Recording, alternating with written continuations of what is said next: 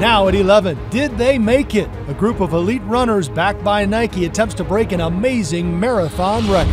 A former Ducks football player's struggle with drugs leads him to a dangerous escape from custody. For a hometown guy, yeah, absolutely. It's sad. It's sad. Tonight, we're talking to a man who's tried to help Colt Lyerla. Police catch a man they say exposed himself to children at a local community center. The TriMet barber is back. Police say that he was caught again trying to cut a woman's hair on board the bus. But tonight, see why TriMet still can't ban him from riding. Why this summer could be especially bad for disease-carrying mosquitoes. And imagine looking out your window to see this, a zebra on the loose. Your news starts now.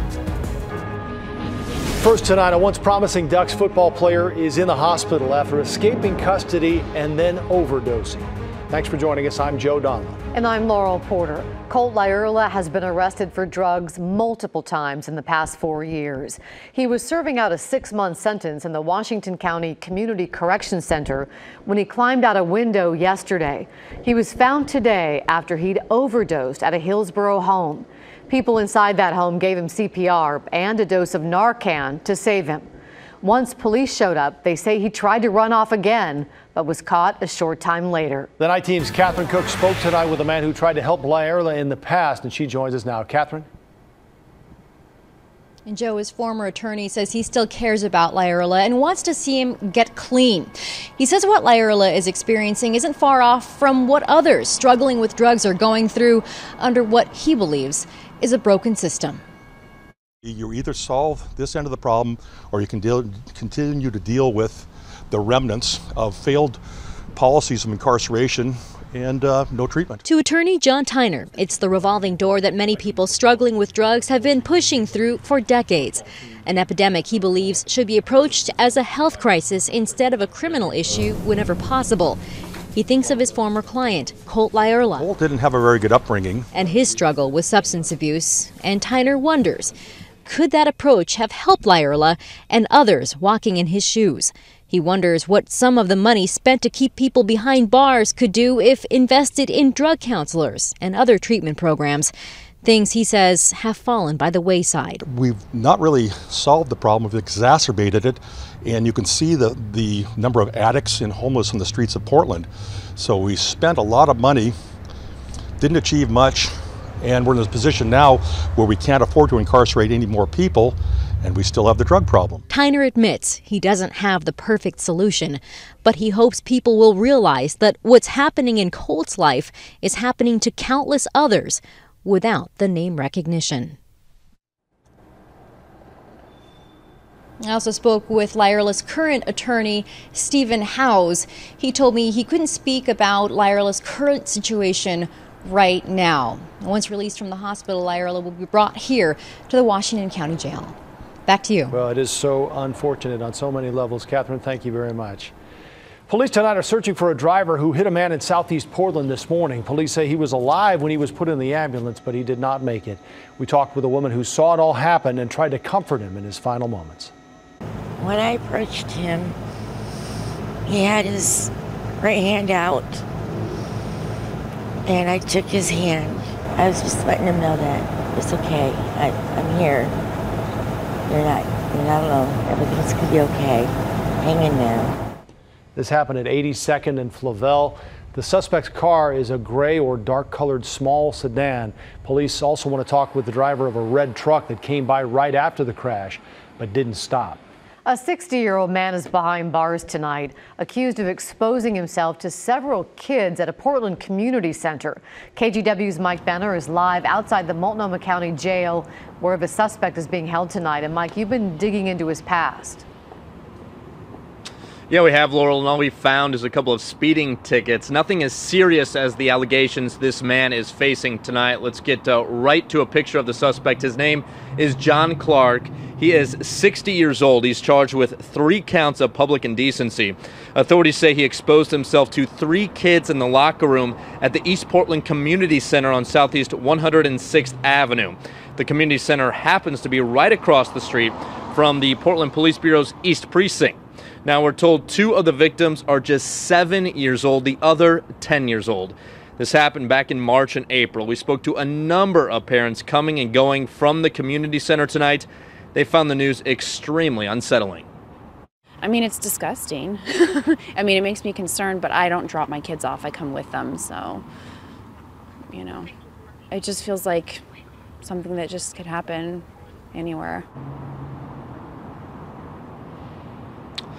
Nobody from the community center or Portland Parks and Rec wanted to go on camera, but in an email they told us safety is their top priority. In fact, a staff member will walk through the locker rooms at least once an hour to check on things. In the meantime, authorities tell us they do not believe there are any additional victims. Back to you. Thank you, Mike. While police work to catch him, TriMet is trying to ban a sex offender known for cutting off women's hair on public transportation. After a stint in jail, Jared Walter is at it again, cutting off a woman's hair on a TriMet bus Monday. A judge banned him from all public transit years ago, but that ban ended as soon as his probation period was finished. Now, TriMet's lawyers are scrambling to see if they can institute their own ban and make it stick. There still comes the question of, does a transit agency have the authority to ban somebody from using a public service?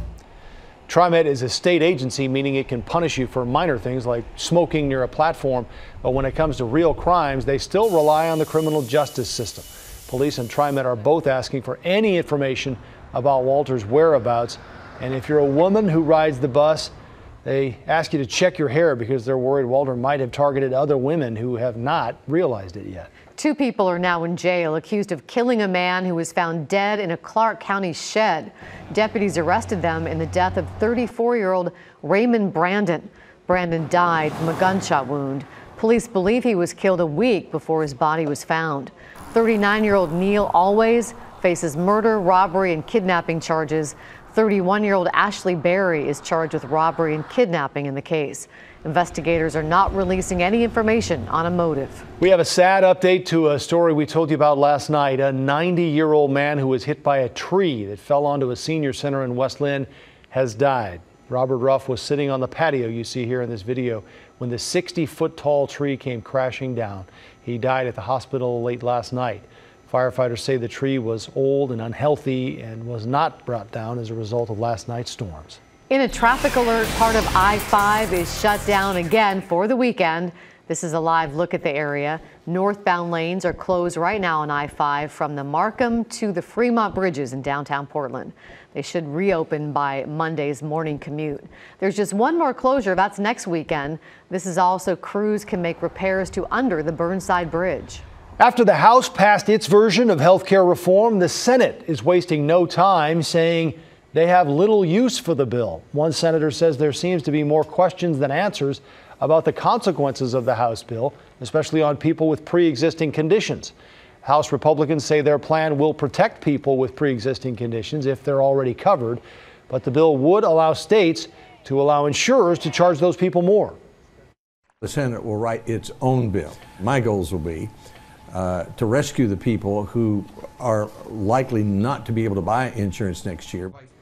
Republican senators can only afford to lose 2 votes if they expect to pass this version of the bill. The police officer in a Dallas suburb who shot and killed a 15-year-old boy is now facing murder charges. Officer Roy Oliver shot and killed Jordan Edwards last Saturday as he was driving away from a party. Police were responding to a report of underage drinking. Officials originally said Oliver fired on the car because it was backing up aggressively, but body cam footage showed the car driving away as he fired. Oliver turned himself into authorities tonight. If convicted, he faces the possibility of life in prison. Severe weather has extended the flooding from the Midwest to the Northeast. New Jersey saw 1 to 2 inches of rain an hour at times today. Cars were stuck. Some people even kayaked to get around. Train stations were flooded as well. Back in the Midwest, the Mississippi River is so swollen, the Coast Guard has closed a 77-mile stretch of it. The water, however, is starting to recede.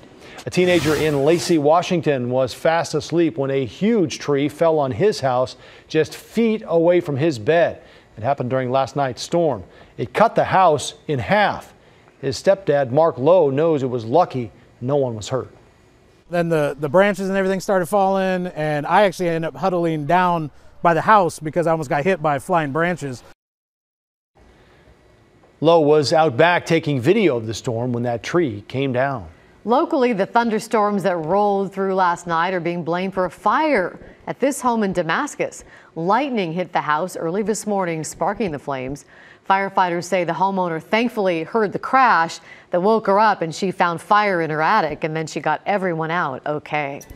Well, the rain and cooler weather brought us back to reality for a while after a couple of really nice days. Matt's looking ahead, though, to the weekend. Matt? Mother Nature still giving us some great pictures, but far more serene than what we saw last week. The showers will continue in spots. I'll let you know which spots. We're going to have some cold mornings. Talk about frost potential and another warm-up. How high can it go this weekend? All that a bit later. Thanks, Matt. We'll see you then.